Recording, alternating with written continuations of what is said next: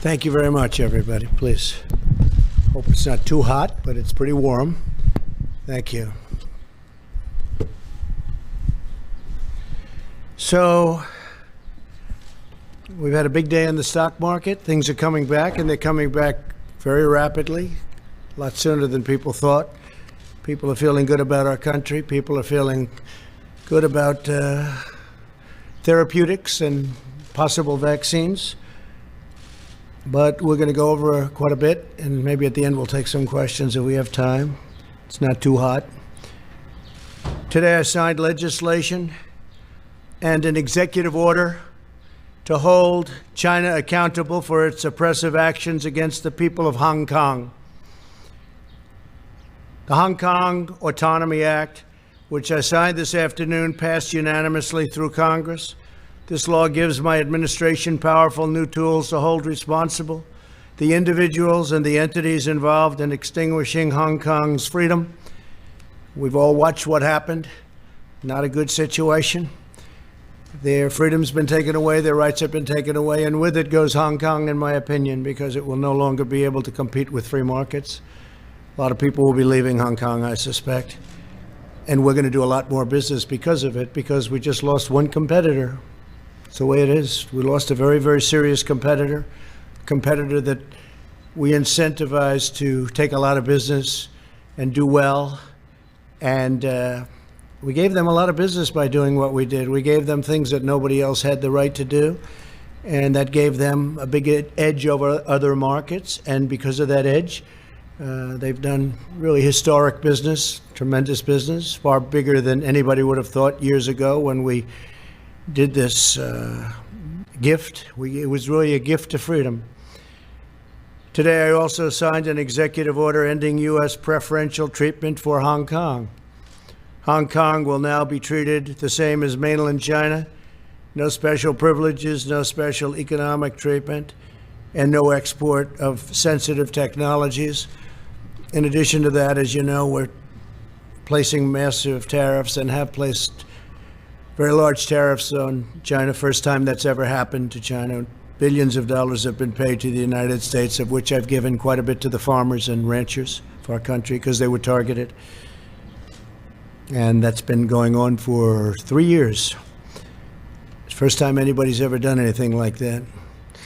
And prior to the plague pouring in from China, they were having the worst years, in 67 years.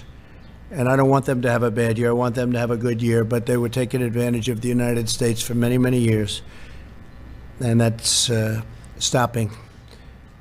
But then the virus came in, and the world is a different place. But we're now getting back. And one of the reasons the market's doing so, it's almost at the point that it was at prior to the plague. Almost. We're getting very close. It's a great thing. It's an amazing thing what our people have done and what they've endured. No administration has been tougher on China than this administration. We imposed historic tariffs. We stood up to China's intellectual property theft at a level that nobody's ever come close. We confronted untrustworthy Chinese technology and telecom providers. We convinced many countries, and I did this myself for the most part, not to use Huawei, because we think it's an unsafe security risk. It's a big security risk. I talked many countries out of using it. If they want to do business with us, they can't use it. Just today, I believe that UK announced that they're not going to be using it. And that was up in the air for a long time, but they've decided. And you look at Italy, you look at many other countries. We withdrew from the Chinese-dominated WHO, and we fully rebuilt the United States military. The WHO, World Health Organization, we were paying close to $500 million a year. China was paying $39 million a year. And China had too much say. They worked it very hard, which is a bad thing done by our past administrations. But we were tough, and we were saying, I was asking, I said, why are we paying so much more than China? China has 1.4 billion people. We have 325. probably 325 million approximately. Nobody can give the exact count. We're trying to get an exact count, but you have, over the years, many illegals who have come into the country, so it depends on how you want to count it. But you could say 325 to 350 million people as opposed to 1.4 billion people. And the world trade is terrible. That deal is terrible. The world health is a terrible deal. We've been very tough on the World Trade Organization, and we've been, I guess, as tough as you can get on World Health. We withdrew our money. We told them we're getting out. Doesn't mean that someday we won't go back in. Maybe we will when it's correctly run, but they made a lot of bad predictions, and they said a lot of bad things about what to do and how to do it, and they turned out to be wrong. And they were really a puppet of China. And make no mistake, we hold China fully responsible for concealing the virus and unleashing it upon the world. They could have stopped it. They should have stopped it. Would have been very easy to do at the source when it happened. In contrast, Joe Biden's entire career has been a gift to the Chinese Communist Party and to the calamity of errors that they've made. They made so many errors, and it's been devastating for the American worker. China has taken out hundreds of billions of dollars a year from our country, and we rebuilt China. I give them all the credit in the world. I don't give the credit for the people that used to stand here, because they allowed this to happen, where hundreds of billions of dollars were taken out of the United States Treasury in order to rebuild China. There's no company and no country in the world has ever ripped off the United States like the incredible job that they did on this country and the people that ran it. Possibly it's one of the reasons, certainly it's one of the very big reasons, trade and things related to trade, that I got elected in the first place. I've been talking about it for a long time, along with many other subjects, frankly. Joe Biden supported China's entry into the World Trade Organization, one of the greatest geopolitical and economic disasters in world history. If you look at China, you look at the moment they joined the World Trade, they were flatlining for years and years and years and decades. And then all of a sudden they joined the World Trade Organization, and they went like a rocket ship. They were given all sorts of advantages. They were considered a developing country. As a developing country, they got tremendous advantages over the United States and other countries. And they took advantage of those advantages and then some. Biden personally led the effort to give China permanent most favored nation status, which is a tremendous advantage for a country to have. Few countries have it, but the United States doesn't have it. Never did, probably never even asked for it, because they didn't know what they were doing. As Vice President, Biden was a leading advocate of the Paris Climate Accord, which was unbelievably expensive to our country, would have crushed American manufacturers while allowing China to pollute the atmosphere with impunity. Yet one more gift from Biden to the Chinese Communist Party. They took all of the advantage away from us. They took everything away. They don't have oil. We would have had to close up tremendous amounts of our energy to qualify eventually, not too far into the future. We would have had to do things that would have been unbelievably destructive to our country, including the possible closing of 25% of our businesses. Think of that. And it was going to cost us hundreds and hundreds of millions of dollars for the privilege of being involved in the Paris Climate Accord. And you just have to look at what took place this year in Paris and France, where money was being sent to countries all over the world, and the people of France didn't want to take it, and they didn't, and they did a lot of rioting. They had their taxes raised. We would have had to raise our taxes, and it was a disaster. I've been given a lot of credit for what I did there. It took a certain amount of courage, I guess, because it sounds so nice, the Paris Climate Accord. but it wasn't good for us at all. America lost nearly 10,000 factories while Joe Biden was vice president. Think of that, 10,000 factories. He wrote something today, and he made a statement today that I wrote down, pretty accurate. So Biden was here for 47 years, 8 years, the last 8 years, not long ago as vice president. He said, 1 in 5 miles of our highways are still in poor condition. Well, we're doing a good job on highways, but why didn't he fix them 3 years ago? Why didn't he fix them? Tens of thousands of bridges are in disrepair and on the verge of collapse. Well, it's probably not a right number, but we have bridges that should have been fixed. Why didn't he fix them? He was there for 8 years with President Obama. Why didn't they fix them? Tens of thousands of bridges. This is what he wrote. High-speed broadband. We want high-speed broadband. Well, why didn't he get it? 3 years ago is not a long time. And he didn't do any of the things, but now he says he's going to be president. As president, he's going to do all the things that he didn't do. He never did anything except make very bad decisions, especially on foreign policy. So Joe Biden and President Obama freely allowed China to pillage our factories, plunder our communities, and steal our most precious secrets. And I've stopped it largely, but I've stopped it. And it wasn't easy, because you talk about a certain power of the telephone and the calls, where they would call and say, no, we don't want to do that. And other countries would call on behalf of China, but I did it. I did what has to be done. And you just take a look at what's gone on and take a look at at the numbers where they devalued their currency in order to pay the tariffs. Now the Democrat Party is calling for defunding of our military. Think of that, defunding. They want to defund our military when China is building a massive military. They're building a massive military, and Biden wants to defund our military. And the world needs American strength right now more than ever, and we've got it. We've got now, soon, as all this equipment comes in, all made in the USA, we've got the newest, most incredible weapons anywhere in the world. We have the best tanks, the best ships, the best missiles, rockets.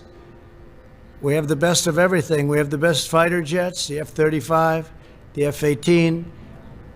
All of these assets are being built. Tankers, incredible tankers, bombers. Hope we don't have to use them.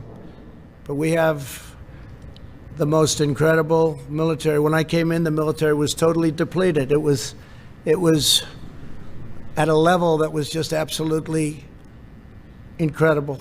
You know the statements. I made the statements before. I told you what generals told me about our military. And I'll make them again. If somebody needs them, we'll give them to you. Very well documented.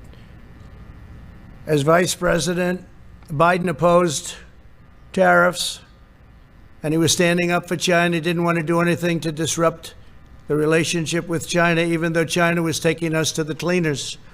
He opposed my very strict travel ban on Chinese nationals to stop the spread of the China virus.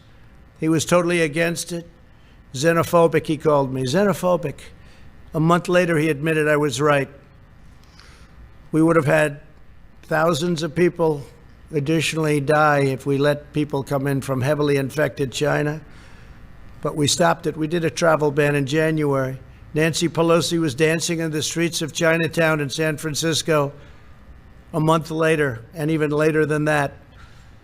And others too. They all thought what I did was a terrible mistake. We would have lost, in fact, Dr. Fauci said he would have lost thousands of additional people if President Trump had to do that. And I was a crowd of one, because even experts didn't want to do it. They thought it was a mistake. And then I did Europe when I started seeing what was going on in Italy and Spain and France and other countries in Europe. I did a ban on people coming in from Europe. That would have been disastrous for our country also. And we saved tens of thousands of lives, but we actually saved millions of lives by closing up. We saved millions, potentially millions of lives. Could be a number that we're actually working on, but it could be 2 to 3 million lives. So we're at 135,000, which is terrible. One is too much. But we would have had millions of people dead from this curse that came at us. But we did what we had to do, and now we'll put out the flames as it happens. We have to get the schools open. We have to get everything open. A lot of people don't want to do that for political reasons, not for other reasons. But if we had listened to Joe Biden, hundreds of thousands of additional lives would have been lost. And if you look at the job he did on swine flu, I looked at a poll. They have polls on everything nowadays. And they got very bad marks on the job they did on the swine flu. H1N1. He calls it N1H1. H1N1. Got very poor marks from Gallup on the job they did on swine flu. And they stopped very early on testing. They totally stopped it. They just said stop. And frankly, if we didn't test, you wouldn't have all the headlines because we're showing cases. Now, we have just about the lowest mortality rate. But if we did, think of this, if we didn't do testing, instead of testing over 40 million people, if we did half the testing, we'd have half the cases. If we did another, you cut that in half, we'd have yet again half of that. But the headlines are always testing. Now, the testing is a good thing, but at the same time, it's fodder for the fake news to report cases. So we're doing 40 million plus, going to be very close to 45 million people. And when I turn on the news, I see cases, cases, cases. They don't talk about deaths being cut down to a level that actually tenfold they use. I got that from one of the very respected media outlets, tenfold, cut tenfold, yes, but they don't talk about that. They talk about cases, and the cases are created because of the fact that we do tremendous testing. We have the best testing in the world. We now make ventilators for the world. We had very few ventilators. There wasn't one person in any hospital anywhere in this country that needed a ventilator that didn't get it. And that was because we mobilized to a level, using the Purchasing Act in some cases, we mobilized to a level that nobody thought possible. Nothing's happened like that since World War II. Our task force has done a great job. Mike Pence works so hard, it gets so little credit. Sad to see that, actually. But he works so hard, gets so little credit. The governors would tell us, we'd be on the phone with 50 different governors. They'd all tell us what a great job, great job. And then they'll go to the media and say, well, they didn't do such a good job. Well, we did a great job. We made a lot of governors look fantastic. We did in New York. What we did in New York was one of the most incredible things. 2,800 bed in Javits Center, but the governor used very few of them, unfortunately. Then we moved in our great hospital ship, one of our two great. We moved one also to Los Angeles. And we could have used that for our senior citizens. We could have used it for other people. They could have used it instead of sending our seniors back into nursing homes that were infected, where you lost thousands of people. Thousands of people in New York died because of poor management by the governor. And it's a very sad thing to see, and very sad to watch, and very sad to look at those statistics. But we have an incredible Javits Center that we built with thousands of beds. I think it was 2,800, all ready to go. And they could have sent people there, or they could have sent senior citizens there instead of sending them into the nursing homes. And after all of that work and getting it done, the Army Corps of Engineers, I mean, the job they did was incredible. They built it in a matter of days. When it was all completed, FEMA, everybody was there, doctors. We ended up getting doctors. They said, we can't man it. I said, so we'll man it and woman it. And that's what we did. We brought in doctors, nurses, everything. We're all set. We said, where are the people? They didn't send the people. Very few people came in. They could have sent them into the Javits Center. They could have sent them to the hospital ship, which was virtually unused, but we were there. By contrast, my administration acted very early to ban travel from China, from Europe, saving all of these lives. Incredible. And I want everyone to know, I want every citizen to know that we're using the full power of the federal government to fight the China virus and to keep our people safe. Through Operation Warp Speed, we will deliver a vaccine in record-breaking time. We're doing very well on the vaccines. We have many, many different vaccines being studied right now, many of which are looking really good. And we're ready to distribute the vaccine when we get it. We're all set, taking a risk, an economic risk of preparing for delivery because we feel very certain it's going to be there. But logistically, we have our military ready to go. We have generals that's all they do is distribute things, and they're going to be distributing hopefully a vaccine or a therapeutic, and it's coming out really well. And I think you're going to have some good news very, very quickly having to do with the vaccines. We're also working with many other countries on the vaccine. Many countries are working with us. We're unleashing our nation's scientific genius to kill the virus. Joe Biden didn't just side with China on the virus. He did. He called me, again, xenophobic. That's what he said. You all heard it many times. He described the rise of China as, quote, a very positive development. Not a positive development. Not for us, it's not. He said that the idea that China is our competition is really bizarre. He's really bizarre. He said China's not a problem. No. Nobody's ripped us off more than China over the last 25, 30 years. Nobody close. And he says China's not a problem. Now he takes it all back now. Now he wants to be Mr. Tough Guy. But for years, 47 years, he never came out against China, never said anything bad, just the opposite. His son walked out with $1.5 billion of money to invest where he'll make hundreds of thousands of dollars, maybe millions of dollars a year. Walked out with $1.5 billion. I asked one of the biggest people on Wall Street, maybe the biggest, is that possible? He said no. He's never seen it. They don't do that. But Hunter, where's Hunter? Where is Hunter, by the way? Hunter Biden walked out with $1.5 billion. In Ukraine, he got $83,000 a month and I guess an upfront payment of $3 million. So he went from not having a job to getting $83,000 a month with a lot of money paid up front to work for Burisma. And you all know about Burisma. But nothing happens, nobody cares. And he was unemployed, as you know. He was unfortunately forced to leave the military. He was forced to leave. Didn't have a job, and all of a sudden he's making a fortune. But nobody talks about that. Indeed, Biden expressed more fawning praise about China on an ordinary day than about America. On the 4th of July, the last Independence Day, Biden attacked the United States and said we had, quote, never lived up to the ideals of our fathers, our forefathers, or our founding fathers, those founding ideals. And yet he enthusiastically stated that China is a great nation and we should hope for its continued expansion.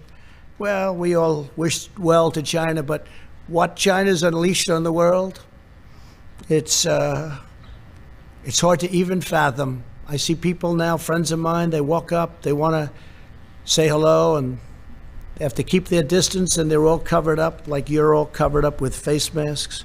It's a different world, but we're coming out on top. Biden sides with China over America time and time again. And he said on the 4th of July, American history is no fairy tale, and yet blindly celebrates China, saying few nations in history have come so far, so fast. He's so proud of them. He's so proud of them.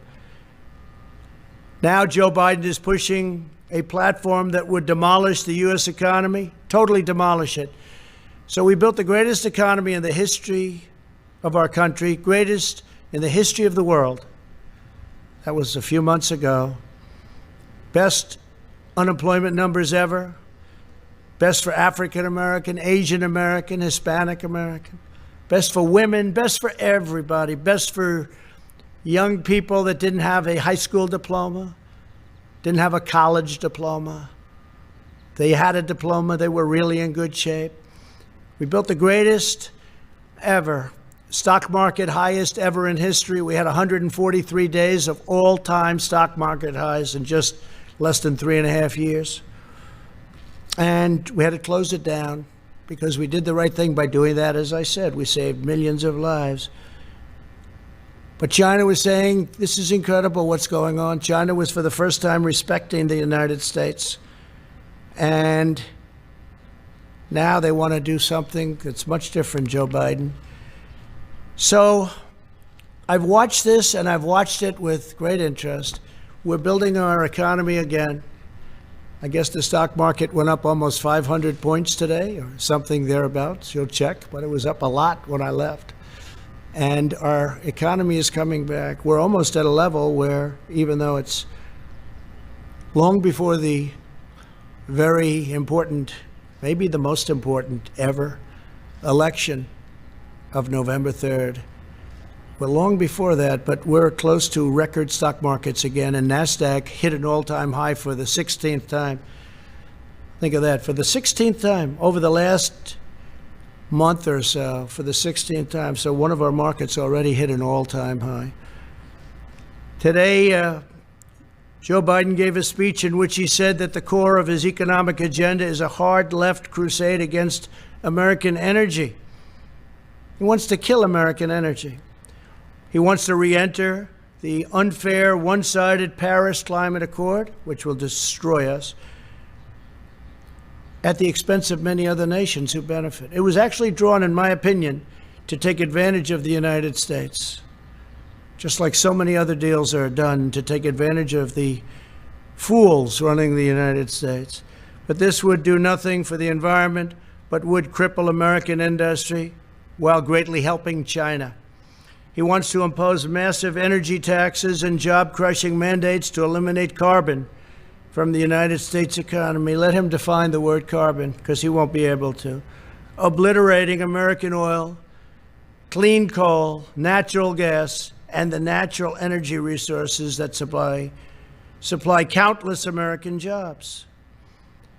Joe Biden put AOC, a young woman, not talented in many ways, in charge of his energy plan and the environment, essentially. Her and Bernie Sanders, who ran a lot of times for president, never made it. Good base, but that's about it. In other words, he wants to impose the Green New Deal on our country. When I first saw the Green New Deal, I thought it was a joke. I said, this will never go anywhere. Now they're trying to impose it. This will destroy our country and make us non-competitive with other countries. Don't forget, we're in competition with China and with many other countries throughout the world. We're in tremendous economic competition, including Europe, which has never treated us well. The European Union was formed in order to take advantage of the United States. They formed, and they take advantage of the United States. And I know that. They know I know that. But other presidents had no idea.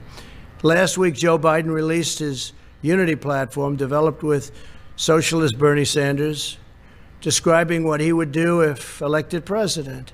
The Biden-Sanders agenda is the most extreme platform of any major party nominee by far in American history. I think it's worse than actually Bernie's platform. It's gone so far right. And he's doing that because he's begging for that vote. But one of the things I just asked my people to do is just draw up for me, just quickly, some of the things that we've been hearing about over the last couple of weeks. And these are actual key elements of the Biden-Sanders unity platform. Abolish immigration detention. No more detention. You come in here illegally, no more detention.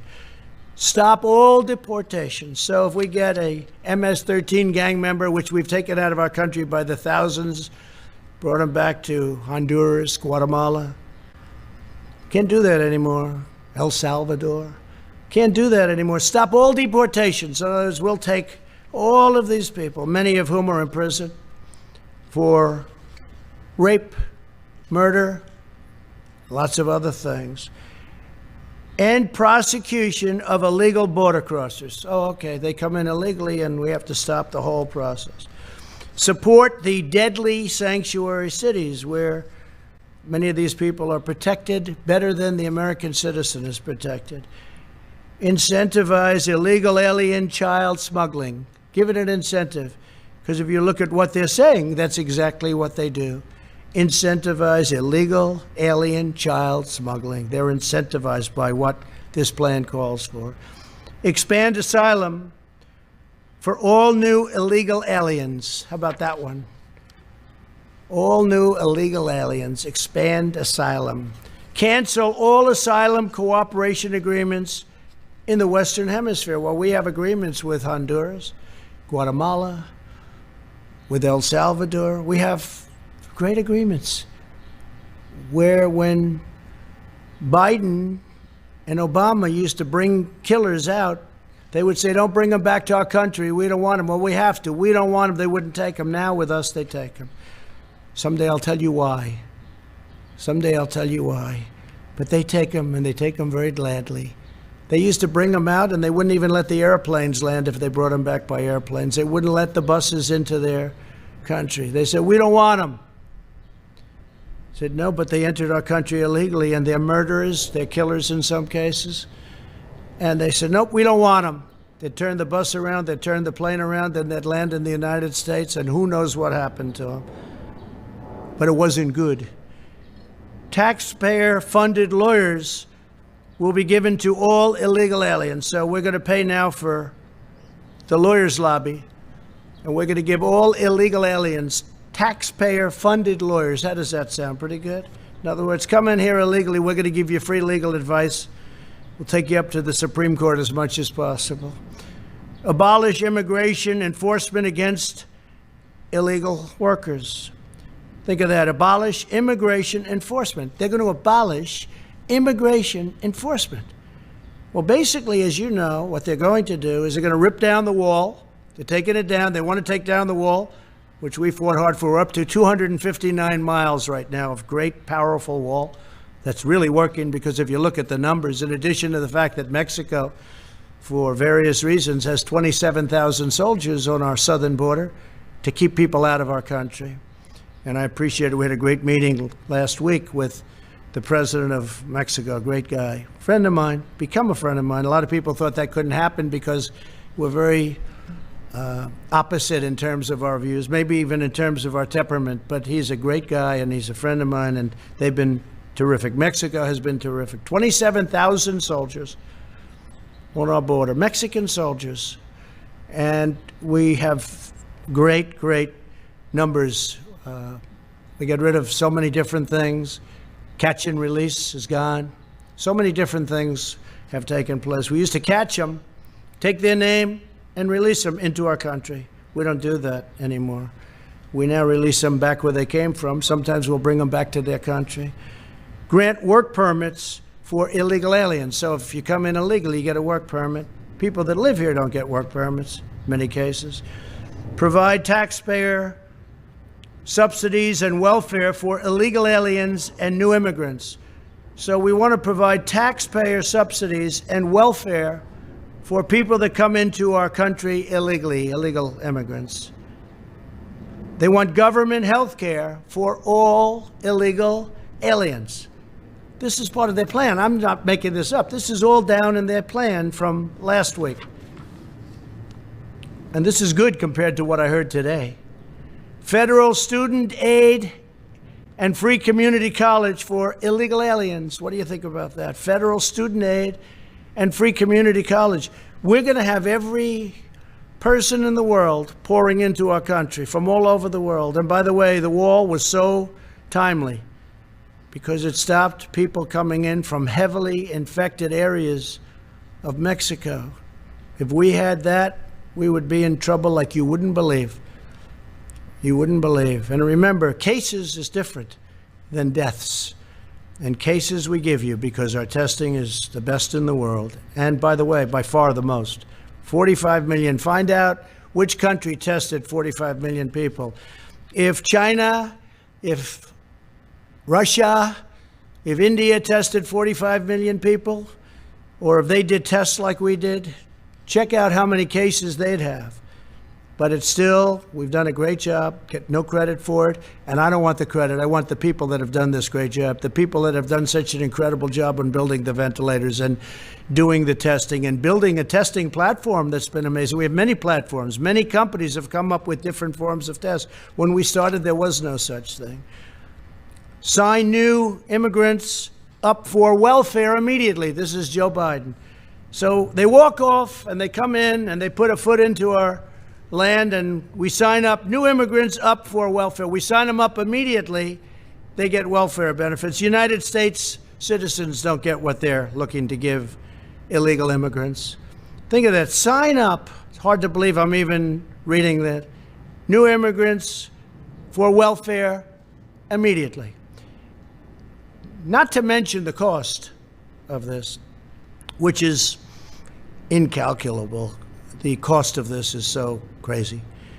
End requirement for immigrant self-sufficiency and maximize their welfare. Now, this is us writing this. Who's not coming to the United States? Every person from South America is going to pour in. Every person from other countries, they're going to be pouring in. End requirement, think of that, for immigrant self-sufficiency. And remember to maximize welfare. So we give it a maximum. Then we have massively expand immigration during a global pandemic, taking jobs from unemployed Americans. End all travel bans, including from jihadist regions. So now we have travel bans. A lot of you said I didn't get the travel ban, and you were wrong. We got the travel ban. We lost in the Ninth Circuit. We lost again in the Ninth Circuit, and then we won in the Supreme Court. We have a very strong travel ban. And we don't want people that are going to come in and blow up our cities, do things. And frankly, with the liberal Democrats running the cities that we do have, where they do have problems, maybe they wouldn't mind, but I would mind, and the people of this country mind. So listen to this. End all travel bans. He's talking about the ban that I won, that everybody said I didn't win. They said I didn't win because in the lower court we lost, that we lost in the appellate division, and then we won in the Supreme Court. So he said he lost, and they're right at the lower level. But in the meantime, we won in the Supreme Court. So it's in effect, but they didn't say that. They said he lost, which again is fake news, but that's the way they do it. So end all travel bans, including from jihadist regions. They specified that. Grant mass amnesty. Everybody gets amnesty, mass amnesty. Think of that. And this is create a roadmap to citizenship for massive, massive numbers. And we're not talking about DACA, because I'm going to take care of DACA much better than the Democrats did. The Democrats had their chance, and they blew it.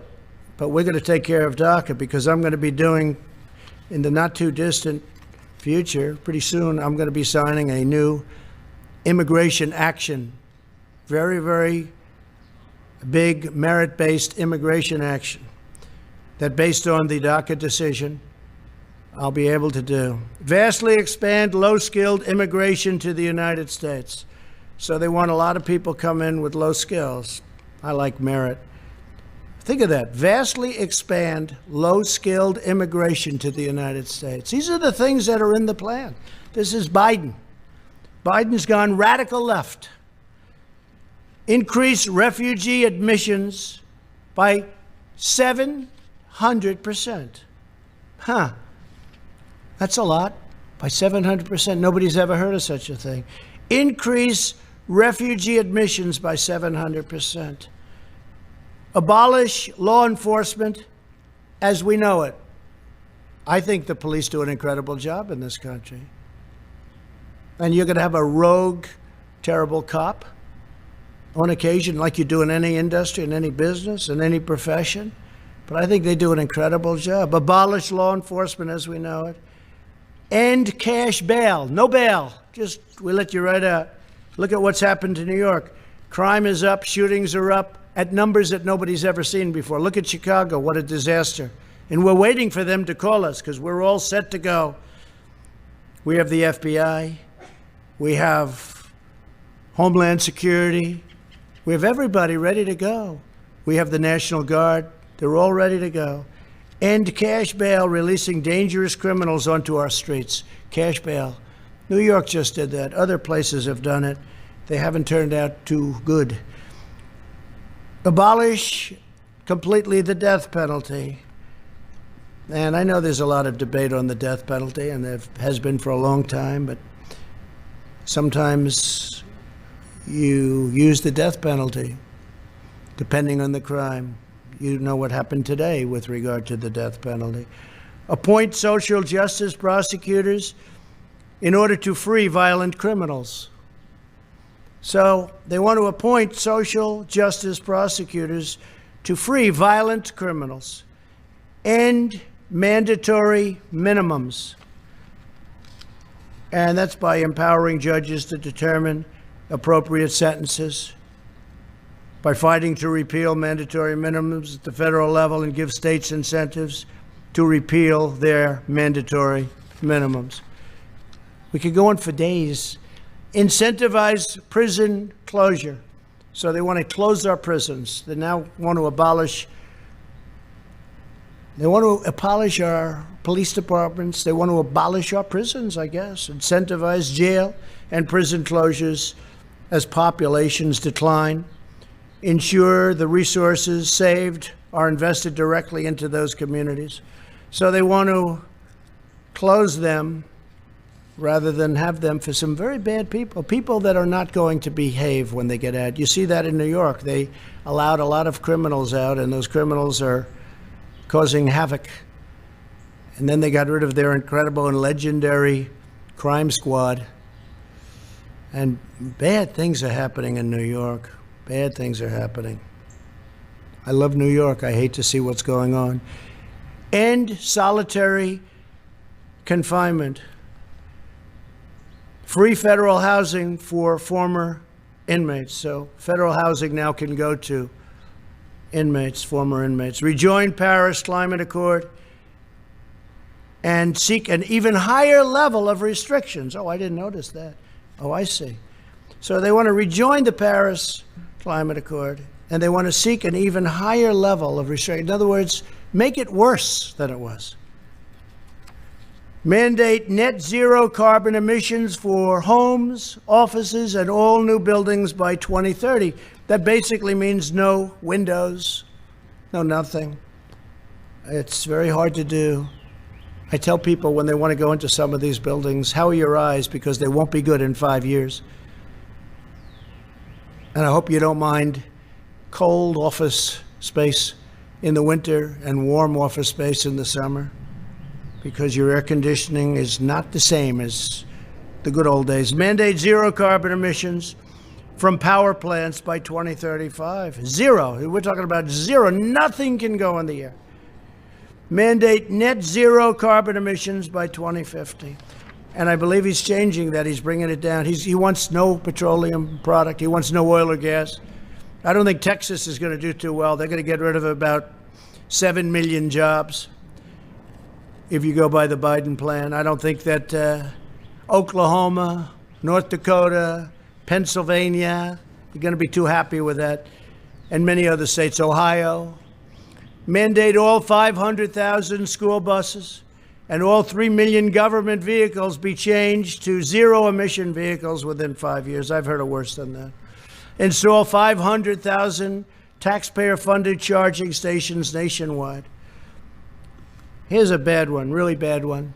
End school choice.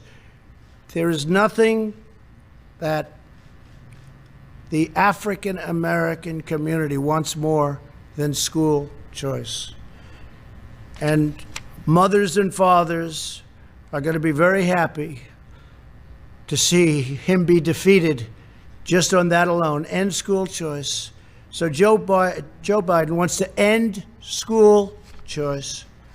End tax credit scholarships serving disadvantaged students in 26 states. Oppose 14 million Americans with education savings accounts. And get rid of school choice, having to do with school choice. Eliminate school choice in Washington, D.C. You know what they've done in Washington. They have some incredible example right here. Example I know of one example. I think they have a number of them, but one is incredible. Abolish all charter schools. Charter schools are doing great. Ban funding for charter schools in poor neighborhoods. We don't want charter schools in poor neighborhoods. Well, that's not fair. Abolish educational standards.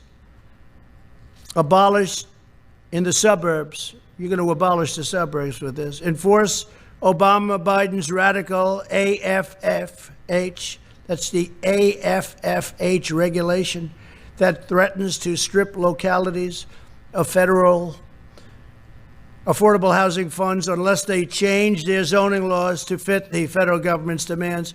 So what you have, I mean, I've been watching this for years in Westchester, coming from New York. They want low-income housing built in a neighborhood. Well, I'm ending that rule. I'm taking it out. So I spoke with Ben Carson the other day. We're going to be taking it out. I've watched that whole thing go, and now they want to make it twice as bad in the suburbs. In the suburbs. Mothers aren't happy about that. Fathers aren't happy about that. They worked hard to buy a house, and now they're going to watch the housing values drop like a rock, and that has happened. Drop like a rock. So we're not going to do that. We're going to do the exact opposite. Probably there has never been a time, and this is just a few, it's much worse than that. We did this very quickly. It's probably never been a time when candidates are so different. We want law and order. They don't want law and order. We want strong, closed borders with people able to come in through merit, through a legal process. They don't want to have any borders at all. They're going to rip down the wall. It was hard to get that built, and now it's almost completed. It'll be completed by a little after the end of the year. They want to rip it down, and it's had such an impact. It's incredible. It stops trafficking, human trafficking of women and children, but women mostly. Human trafficking, one of the worst things ever, all at a level that it's never been at because of the internet. You think of it as an ancient statement. You wouldn't think that's possible today, but it's human trafficking of women and children. And they want to let that continue. The wall has stopped it so much because they will go over to a section where there aren't people, not an entry point, and they'll make a left into the United States. They're on their way. They can't do that anymore. We have a 30-foot wall that goes 6 feet into the ground. It stops a lot of the tunneling because they're pretty good at tunnels. But we watch the tunnels, and we have equipment for that. But you can't make a left anymore and come into the United States loaded up with human traffic. So they want to take down the wall. They want to have open borders. Think of open borders today, though, with the pandemic. I mean, the timing is sort of interesting, but with the pandemic. So there's never been a time when two candidates were so different. I mean, I've seen races where it's like the same exact platforms. I'm even talking about essentially Democrat, Republican. There's not that much difference. There's a little difference, but there's not much. You choose one because you like the way they look. You like the way they sound. You like the way they talk. You like something about one and you don't like the other. But there's never been a difference. Here's one of the greatest differences. This is without question the single biggest difference if you want law and order. For instance, I enacted recently when I saw all that was going on with federal monuments. We don't have the right to do states, although we're trying to find it. But with the monuments where they wanted to rip down Andrew Jackson, they wanted to rip down George Washington. They were actually heading over to the Jefferson Memorial, if you can believe that. But this has been going on, and I found an act that we've used, and we have many, many people in jail right now. Many, many people in jail all over the country because they tried to destroy, or in some cases got it down, a federal statue or monument. We haven't had anybody making a move since I enacted this. I signed an executive order a couple of weeks ago, and it says very simply, 10 years in jail. You do it, 10 years in jail. The amazing part is we were able to catch everybody because thanks to all of you on television, we appreciate it.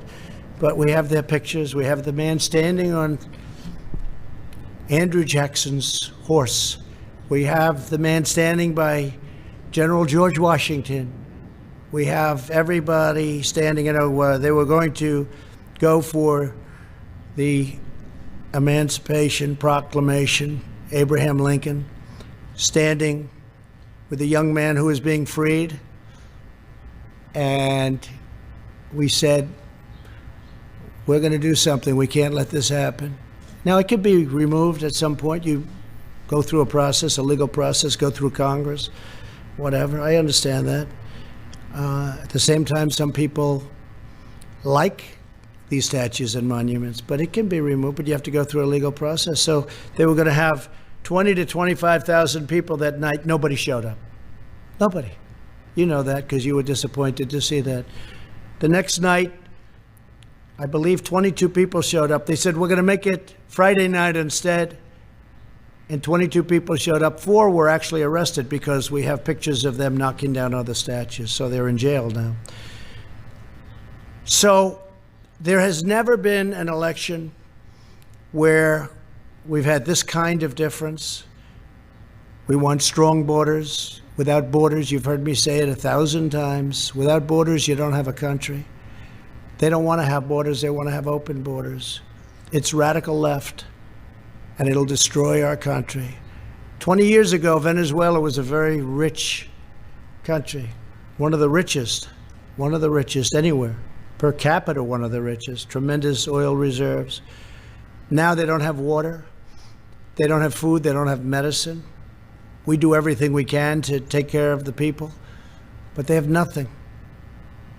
And that's exactly the ideology that you have going over here. If I wasn't there to stop it, if I wasn't here to say, no way, that's not going to happen, we'd be in some mess. We'd be in some mess. And Pelosi and Schumer and Bernie and Joe, they'll never stop it. They don't have the power, the strength to stop it. It's beyond them.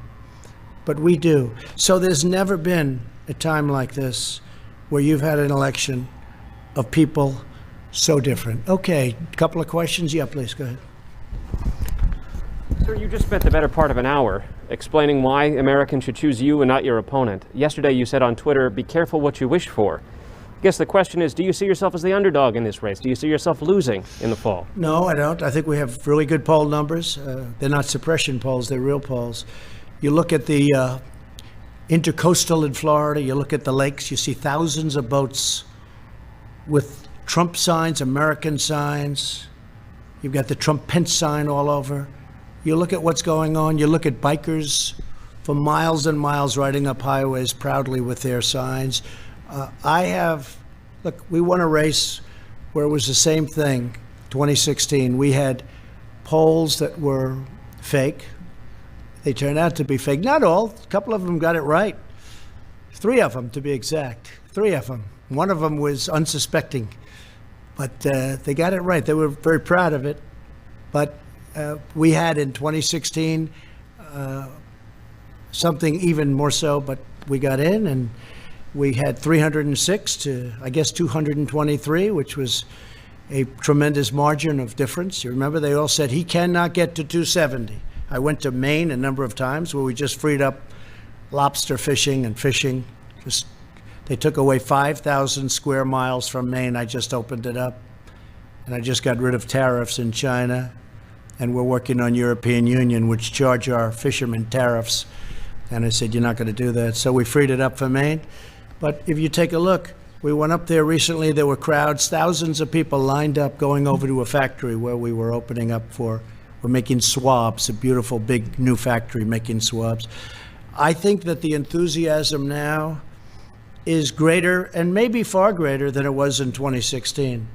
I think a lot of people don't want to talk about it. I think they're not going to say, hey, I'm for Trump, I'm for Trump. They don't want to go through the process. And I fully understand that, because the process is not fair. The media doesn't treat us fairly. They never have, and perhaps they never will. But maybe they will when we turn this around for a second time, and it's going to happen very quickly. When we turn it around for a second time, maybe they will. I think we're doing very well in the polls. And I think you have a silent majority, the likes of which this country has never seen before.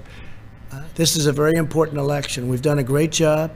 We had to turn it off, as I said, turn it off, and now we've started it again. As you know, they announced 2 weeks ago record job numbers, almost 5 million people. And that beat the last month, which was also a record, 2.8 million people. Nobody's ever done what we've done, and now we're doing it twice. And I think by Election Day, you're going to see some incredible numbers. The third quarter is going to be really good. Fourth quarter is going to be great, but next year is going to be one of the best economic years. So hopefully I'll be able to be the president where we say, look at the great job I did. At this point? I think great. I think we have a great chance. I think we're going to have a lot of people show up. I'm very worried about mail-in voting because I think it's subject to tremendous fraud and being rigged. You see that Paterson, New Jersey, where I believe it was 20% of the vote was fraudulent. It was all sorts of things happened. I understand a mailman was recently indicted someplace for playing games with the mail-in ballots.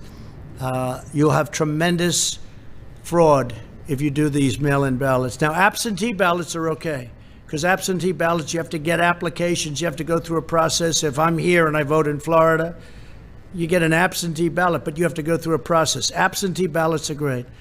But mail-in voting, where a governor mails millions of ballots to people all over the state, California, millions and millions of ballots as an example, and then they come back, they don't come back, who got them? Did you forget to send them to a Republican area or a Democrat area, I guess you could say? But if you take a look at all of the unbelievable fraud that's been involved with mail-in voting over the last even short period of while, but look at Paterson, New Jersey. It was a massive error and a massive miscalculation, and there was incredible fraud. Look at the city council, what's happened to it. This is one place, but you have many places, and they're all over. Yes, please. Thank you, sir. I want to know, when's the last time you spoke with President Xi of China, and do you plan to speak with him in the near future? No, I haven't spoken to him. Well, no, I don't. I have no plan to speak to him. Yeah, please go. Sir, follow-up? Thank you. So, do you want to do a follow-up? Yeah, if you don't mind. Okay, yeah. Is it okay? Yeah, go ahead. Yeah. I just wanted to know, Ruth Bader Ginsburg was hospitalized today with an infection. Wanted to know if you had any reaction to that news. No, I wish her the best. I hope she's better. I didn't hear that, actually. She was just hospitalized? No, that's too bad. No, I wish her the best. Okay. She's actually giving me some good rulings. Okay? So you know that, right? People were surprised. No, I wish her the absolute best. Please. Thank you, Mr. President. So you were mentioning the travel bans, and I wonder, when do you plan to reveal that? Because the European countries are in a situation is under control, much a better place than the U.S., and there is no ban for other hotspots like Russia and India. So what will be the criteria to change that? And another question. Well, you know, we've banned for Europe, and at some point that'll come off, and we're dealing with them all the time. The relationship's very good. They just don't treat us very well on trade. They have been very unfair to us over many, many decades. And we're doing that. It's very easy to solve. I was all set to solve it, actually, and then we got hit with the plague. But we have a travel ban on various countries, and that travel ban remains until such time as we say it doesn't remain. And we want our country safe. We don't, unlike Biden, we don't want to have criminals pouring into our country. We don't want to have open borders. We're not going to have that. And we want to take care of our police. We want to actually fund our police, not defund them. And we're not going to abolish our police, and we're not going to make our military small and weak, because probably, or at least at top of the level, we need our military right now. Yeah, go ahead, please. So how do you think that the America First policy can work during a pandemic? Aren't you concerned that this could actually damage the U.S. and make China more influence around the world? Okay, look. My policy is America first. We've lost hundreds of billions of dollars a year with China and many other countries. And what we're doing is just handing everybody everything. It's just sad. I've watched it. I've looked at it. We did the U.S.-Mexico. You saw that, USMCA. We made a very fair deal on trade. We had the worst deal ever, right? You know that. We had the worst deal ever, and it replaced that it replaced that horrible NAFTA deal that was one of the worst trade deals ever made. I'll tell you, the only deal that might be worse is the WTO, World Trade Organization. Maybe worse. OAN, please. Thank you, Mr. President. Your administration has taken tangible steps to ensure that Chinese companies are not taking advantage of our U.S. stock markets, our trade. Last week, your administration sent a letter to the Railroad Retirement Board asking them to reconsider investments in Chinese defense firms. Meaning not to invest. Correct. That's cool. So where is that request now? And are you taking tangible actions to ensure that U.S. investments don't continue to fund defense firms in China? And you'll see more coming. This was a very important bill that we signed, but you're going to see more coming over the next short period of time. But yes, we don't want them investing in Chinese military companies, okay? Letters, I mean, what actions can be taken to ensure that does not happen? Well, you have a lot of actions we can take, including the increase. You know, right now people don't know China's paying a lot of tariffs. We made a China deal, and they bought just, I think, the third highest amount of corn ever in world history. They just bought from us the highest amount, which is great for our farmers. But I view it differently than I did before I made the deal. When I made the deal, I thought this was a great deal. After what happened to us, what happened to the world coming from China, I view it much differently. But we can impose massive tariffs on China if we want, and other countries if we want. And we'll see. We just want to be treated fairly. We want a level playing field. Our farmers were never treated properly by anybody, and they were targeted by China. You know, I paid our farmers $28 billion over a 2-year period because they were targeted to that amount of money, to that exact amount of money, 28. It was 16 billion, and it was 12 billion, 28 over a 2-year period. And we gave $28 billion to our farmers. That's why they're all here. And now they're doing very well. Our farmers are doing very well because we made really great trade deals. USMCA just kicked in. The China deal, they're buying a lot. They are buying a lot. We'll say that. They're buying a lot. A lot of people ask, how are they doing on the trade deal? They're buying a lot. So I want to thank everybody, and we'll be having these conferences. Again, we're going to be signing an immigration act very soon. It's going to be based on merit. It's going to be very strong. We're going to work on DACA because we want to make people happy. And I'll tell you, even conservative Republicans want to see something happen with DACA. The Democrats had their chance for 3 years to do something with DACA, and they always turned it down. They always turned it down. They used it as politics. I'm using it to get something done. But we'll be signing a very powerful immigration act. It'll be great. It'll be merit-based. The country's tried to get it for 25 or 30 years. It'll be strong on the border, but you'll come in legally, and you'll be able to come in legally. And very importantly, we'll be taking care of people from DACA in a very Republican way. Republicans, I've spoken to many Republicans, and some would like to leave it out, but really they understand that it's the right thing to do. So we're going to be taking care of DACA. We will be doing for DACA what the Democrats had a chance to do and they never did it, okay? Thank you all very much.